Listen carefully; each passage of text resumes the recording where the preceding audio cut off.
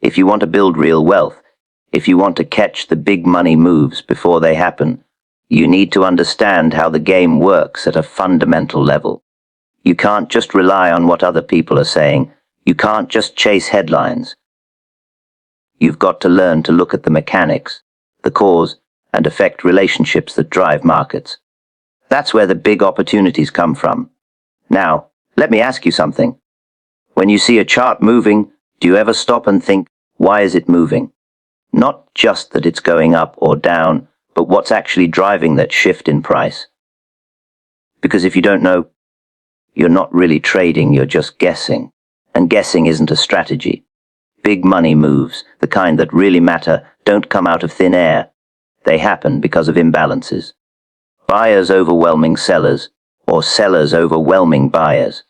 And if you can read the signs of those imbalances forming early, before the crowd jumps in, that's when you can position yourself to capture outsized gains. Here's the thing. Most people focus on the news.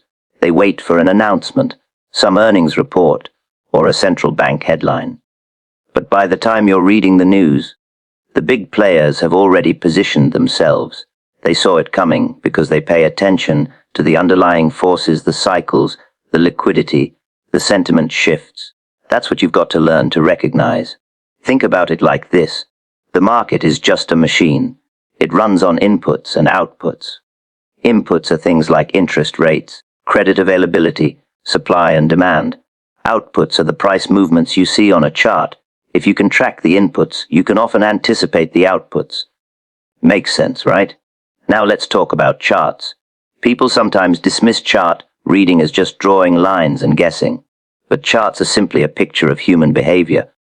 Every candle, every bar, it's the sum of fear and greed. And if you learn to read that picture, you can see when something big is about to shift. For example, think about volume. Price without volume is like words without conviction. If you see price moving in one direction, but volume isn't backing it up, it's usually not sustainable. But if you see a breakout with heavy volume, that tells you real money is behind it. And real money leaves footprints. Do you follow footprints when you want to know where someone's going? Of course you do. Same thing in trading. Another key signal is structure. Markets move in trends and ranges. When you see a range forming, that's the market building energy. Think of it like a spring being compressed. The longer the range, the bigger the breakout when it finally moves. And if you can catch the early signs of that breakout, that's where the big money is made. But here's the challenge. Most people get trapped by emotions. They see a breakout and they jump in too late, right when the professionals are already selling to them. They chase moves because they want certainty. But certainty doesn't exist in markets. All you can do is tilt the probabilities in your favor. That's why mindset is so important. Let me ask you this. When you lose a trade, what's your first thought? Do you blame the market, or do you ask what signals you missed?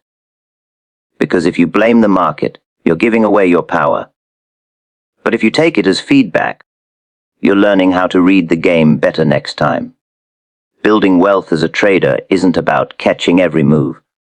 It's about catching the right moves, the ones with asymmetry, where your downside is small but your upside is large.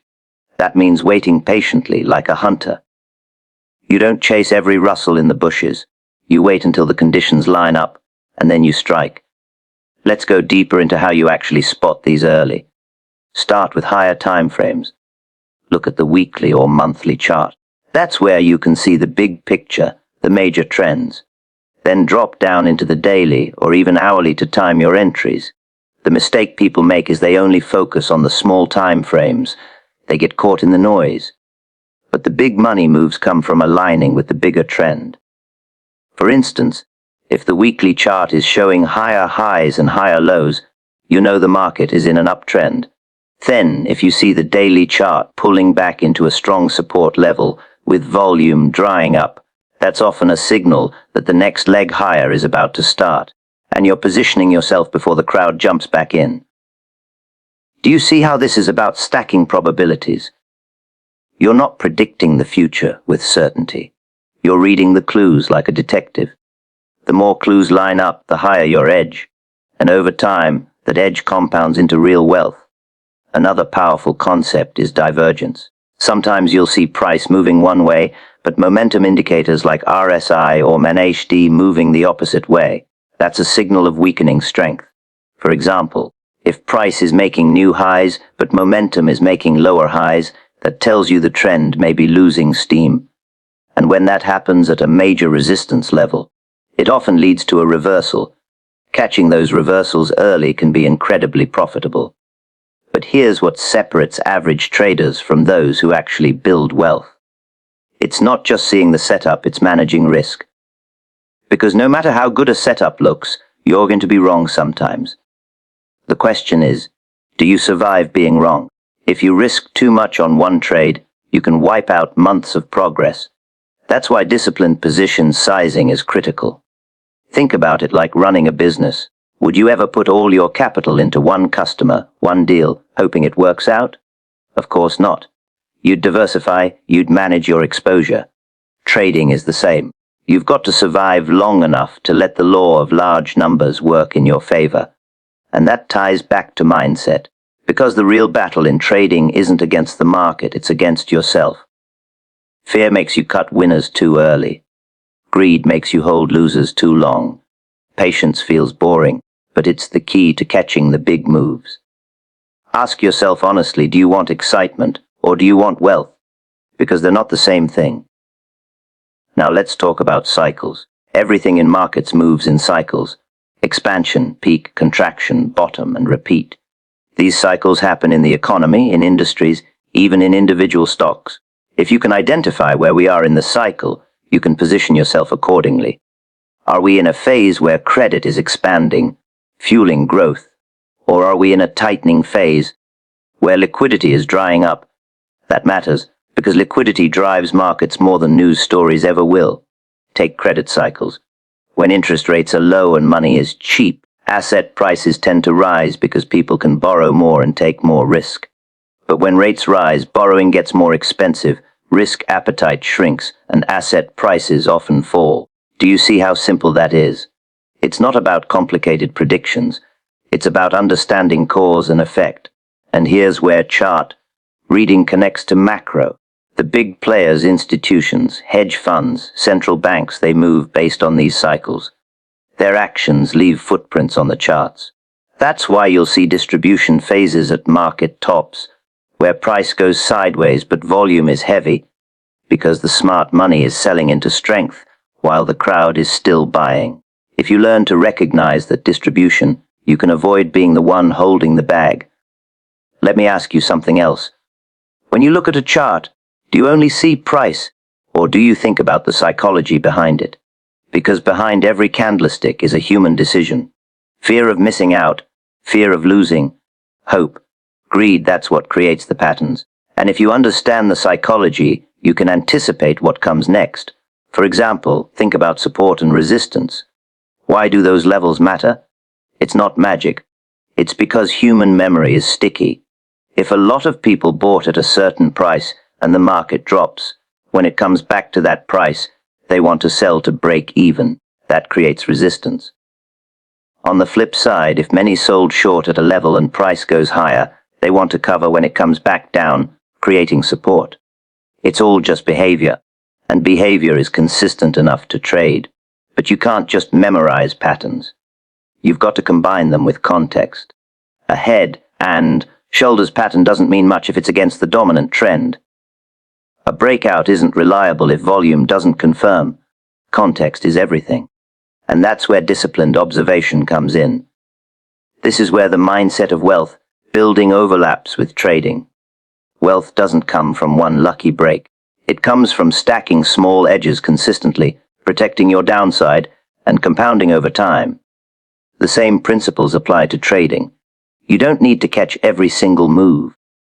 You need to catch the ones that matter, protect your capital when you're wrong, and let your winners run when you're right. Now, think about your own trading approach. Are you playing defense as much as offense? Because defense is what keeps you in the game long enough to see the big opportunities. Without capital, there's no opportunity. So the number one rule is don't lose so much that you can't come back. That's why stop losses matter. That's why position sizing matters. That's why discipline matters. And yet, you've also got to think big when the conditions are right. The biggest mistake I see traders make is being too cautious when the perfect setup comes. They spread themselves thin across too many mediocre trades instead of focusing size on the few high-quality opportunities. That's how big money is made, by pressing the edge when it's truly there. Here's a practical way to approach it. Build a checklist for your trades. Does the setup align with the higher time frame trend? Is there clear support or resistance nearby? Is volume confirming? Are momentum indicators in agreement? Is the risk-reward ratio at least 2 to 1? If you can't check those boxes, pass on the trade. If you can, that's when you consider increasing size. Do you see how this takes emotion out of it? You're not relying on feelings. You're relying on rules. And rules protect you from your own biases. Because left unchecked, your mind will trick you.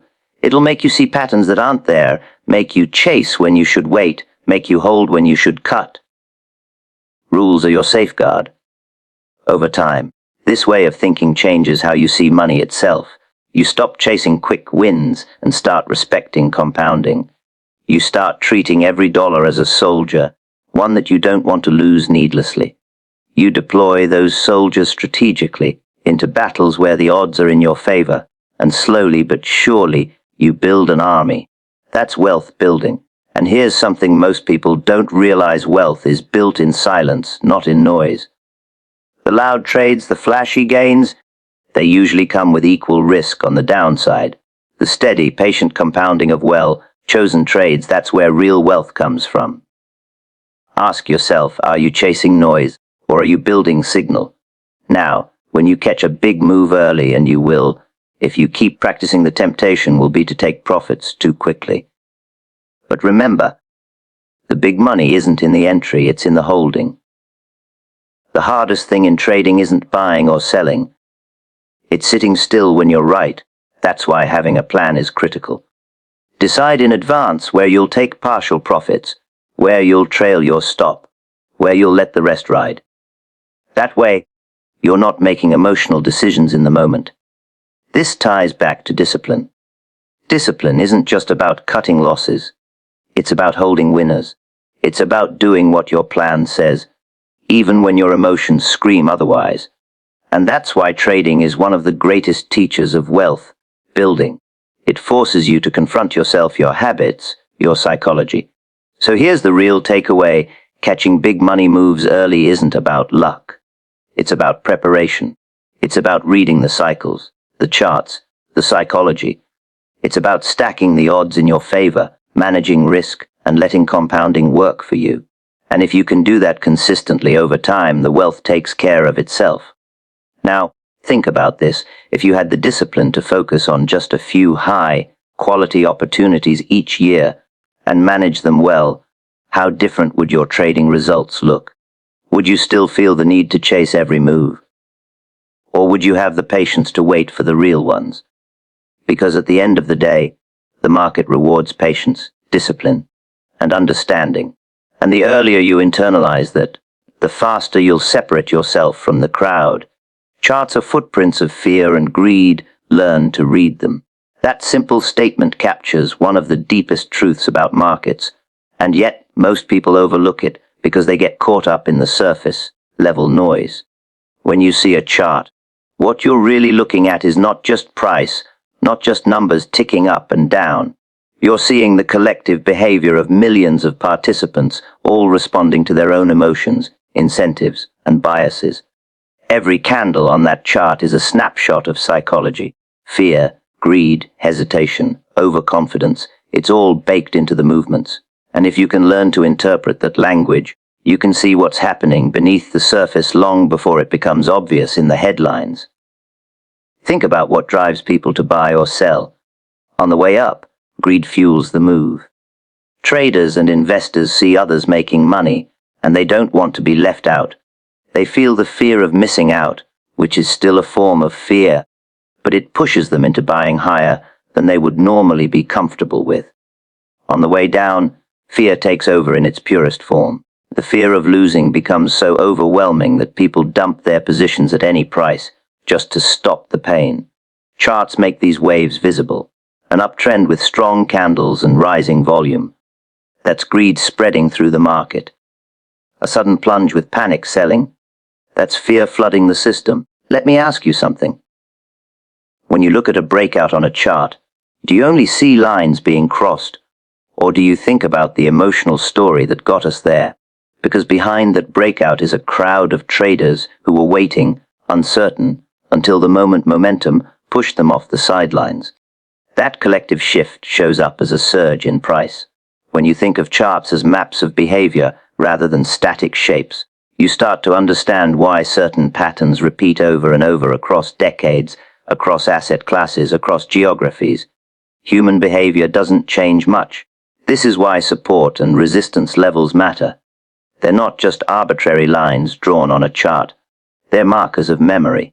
Imagine a group of traders who all bought at a certain level, and then price dropped.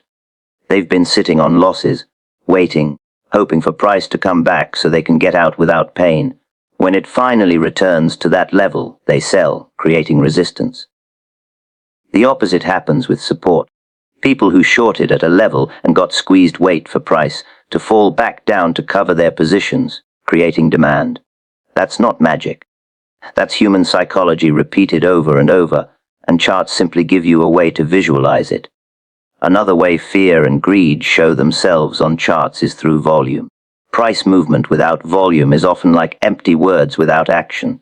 But when you see a breakout supported by heavy volume, you're witnessing conviction. Real money is stepping in. That tells you that the move has fuel behind it.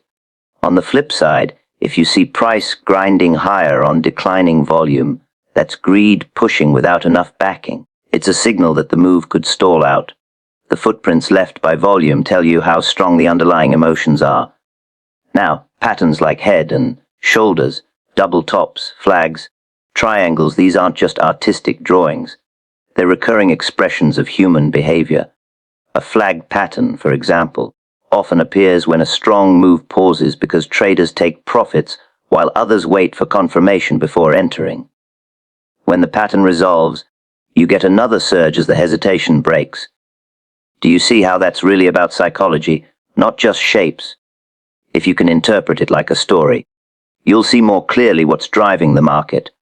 Think about long consolidation phases. What's happening there? It's indecision. Buyers and sellers are testing each other. Neither side has enough conviction to take control yet. But the longer that battle drags on, the more tension builds. And when one side finally wins, the breakout tends to be powerful because it represents the release of all that pent-up energy. You can't see that in the news. You can't always feel it in sentiment surveys. But you can see it in the chart. And then there are false breakouts, which can be even more revealing. A false breakout happens when price pushes through a level, tempting traders to chase, and then quickly reverses. What's happening there? Greed lures people in, but the professionals use that moment to sell into them. The crowd buys the breakout, thinking it's safe, and then gets trapped. Fear kicks in, and they sell at a loss. The chart captures this dance between amateurs and professionals, and once you understand it, you can avoid being on the wrong side of it. You might ask yourself, why do these patterns and footprints matter if markets are supposed to be efficient? The answer is simple. Markets are efficient over the long term, but in the short term, they're ruled by emotions. And because emotions are predictable, patterns repeat. Efficiency doesn't erase psychology. It only balances it out over time. In the day-to-day, fear and greed dominate, and charts show you the evidence. This is why some of the best traders rely heavily on price action. They're not just drawing lines for fun. They're studying behavior. They're asking, what are traders thinking at this level? Who's trapped here? Who's in pain? Who's feeling confident? When you analyze a chart this way, you're not forecasting based on wishful thinking.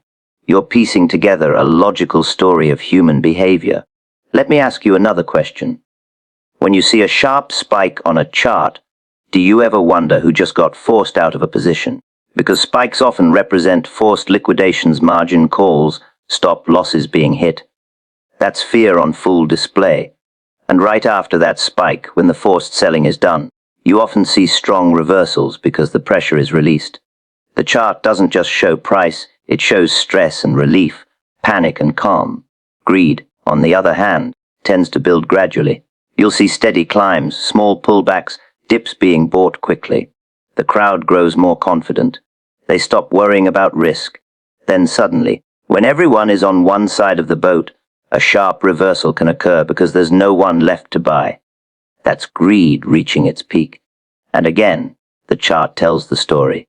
Divergences, weakening momentum, heavy volume at the top, all signs that greed has gone too far. This is why discipline matters when reading charts. It's not about predicting perfectly.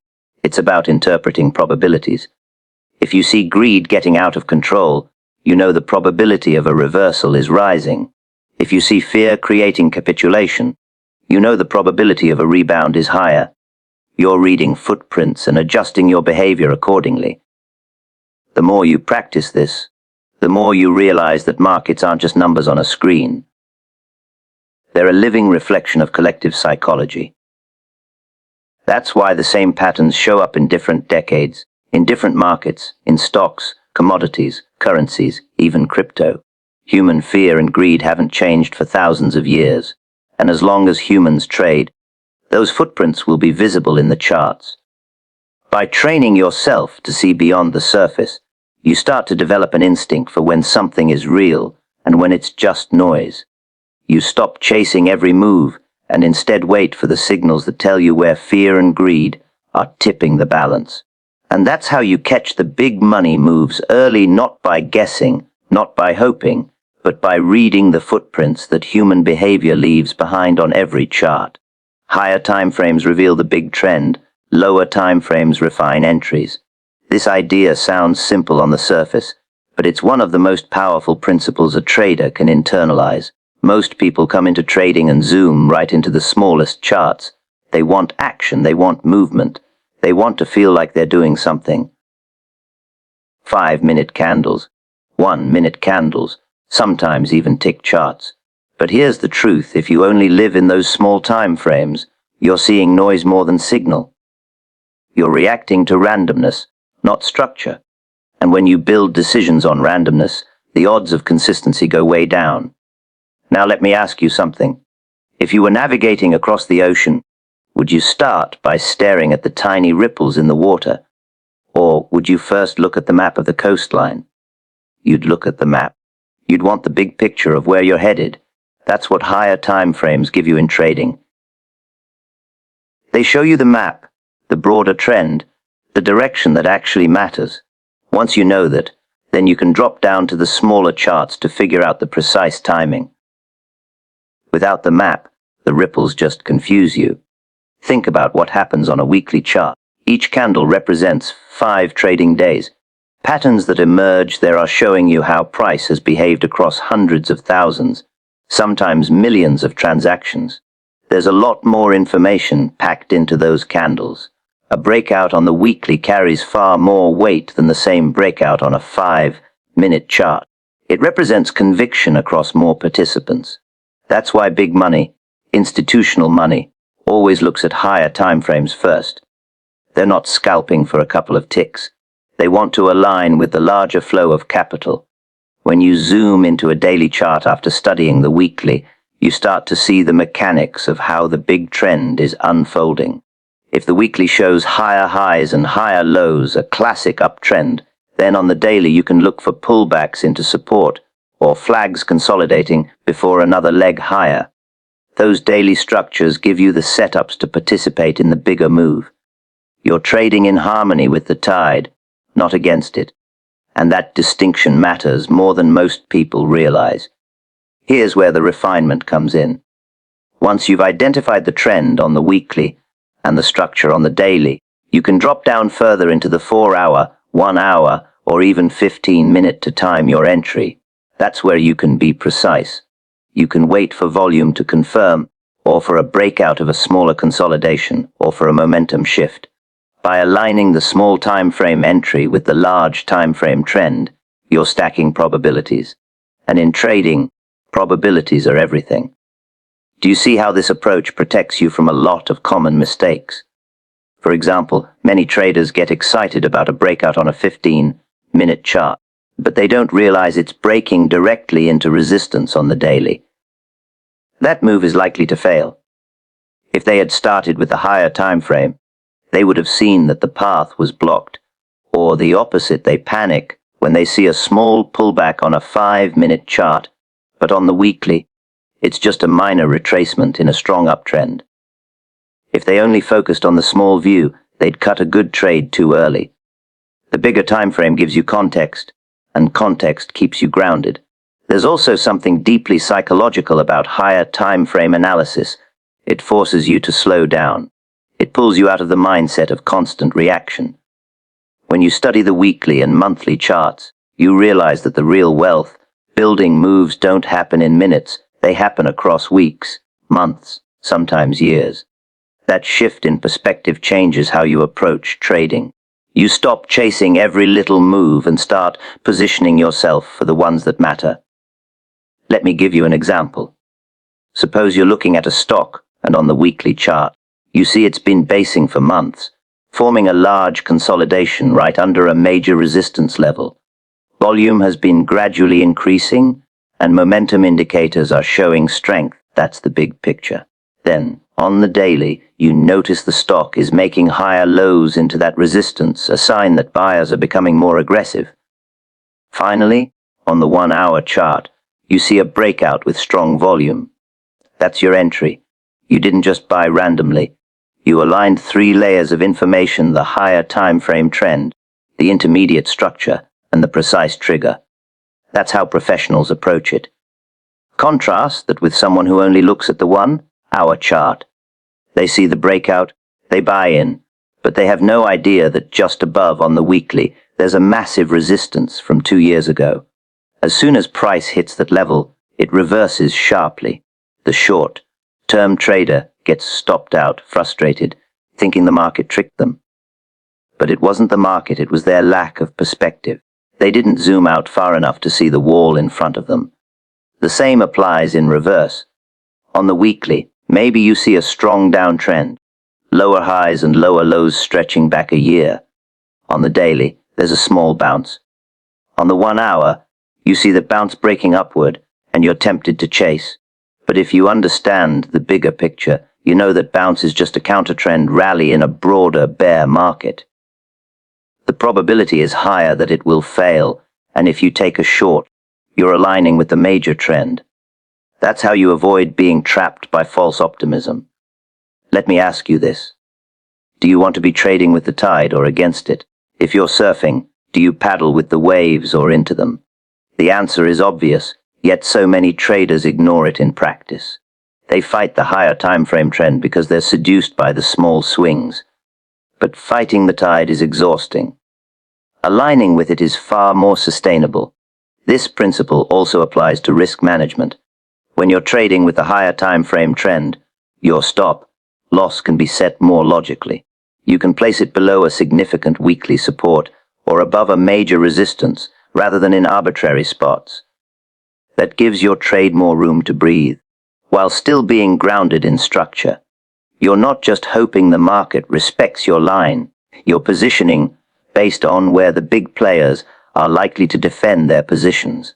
Another important point is that higher time frames smooth out noise. On a 5-minute chart, you'll see constant wicks, false signals, and fake breakouts.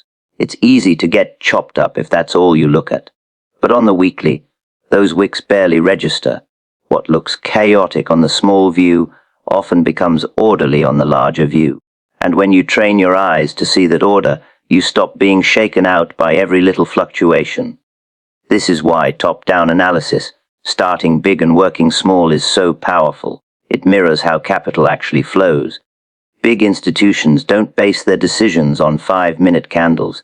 They allocate based on quarterly performance, annual cycles, economic trends. Their footprints are visible on the higher charts. And once they commit, their moves cascade down to the smaller time frames. By aligning with that, you're essentially following the trail of the elephants, not chasing the footsteps of mice. So the process becomes systematic. Begin with the monthly or weekly to understand the dominant trend. Drop into the daily to identify structure and potential areas of interest. Then zoom into the 4-hour or 1 hour to refine your timing and execution. Each step informs the next, and the alignment across time frames is what gives you confidence. It's not about being right all the time. It's about trading in the direction where probabilities are already tilted in your favor. Think about how this applies to wealth building. If you only trade short-term moves, you might make small gains here and there, but you'll also take frequent losses. It's hard to build wealth that way because the noise eats into your profits. But if you anchor yourself in higher time frame trends, you can capture the moves that really matter. Those are the ones that compound. And when you refine your entries on the lower time frames, you can do it with smaller risk and larger potential reward. That's asymmetry. That's where the edge is,